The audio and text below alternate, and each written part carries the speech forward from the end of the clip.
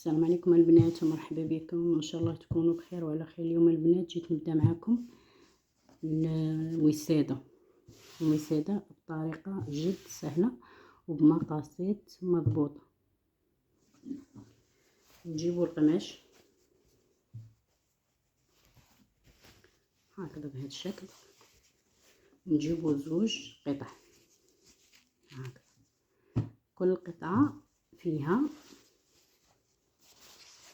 50 سنتيم عرض و70 سنتيم طول.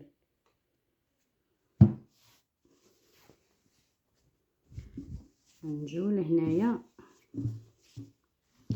انا هذه غادي نخدمها بلا فيرميتير، بلا سلسله، على حساب طلب الزبونه، على حساب مولاتها. اما نتوما اللي بتبغي دير السلسله تخيط هكذا وتركب السلسله هكذا بهذه الجهه. هذه الجهه غادي تكون فيها السلسله هنايا بهذا الشكل. نقلبوا القماش هكذا،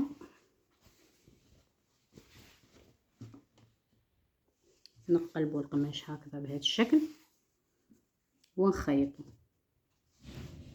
دوك نوريه لكم بعد ما نخيط. ها مخده بعد ما خيطناها تحصلوا على هذا الشكل هذا هكذا. نقلبوها هكذا، نخلو فتحه من نقلبوا القماش هكذا.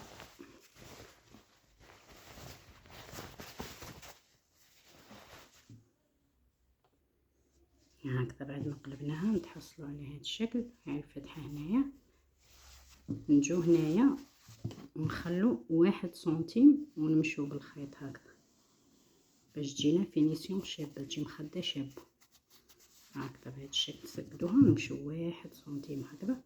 بعد ما نكمل الخياطه دوك نوريها لكم هكذا. بعد ما كملنا هاي 1 سنتيم اللي قلت لكم خيطوها هكذا. وهذا الجزء اللي خليناه باش ندخلو منه مخده هكذا. كي نكملو نثنو هكذا القماش ونخيطو، خيطو باليد هكذا بالبرة.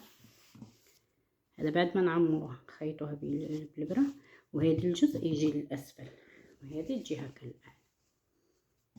وان شاء الله الفكره تكون نالت اعجابكم، واللي مازال ما اشتركتش في قناتي نتمنى منها الاشتراك.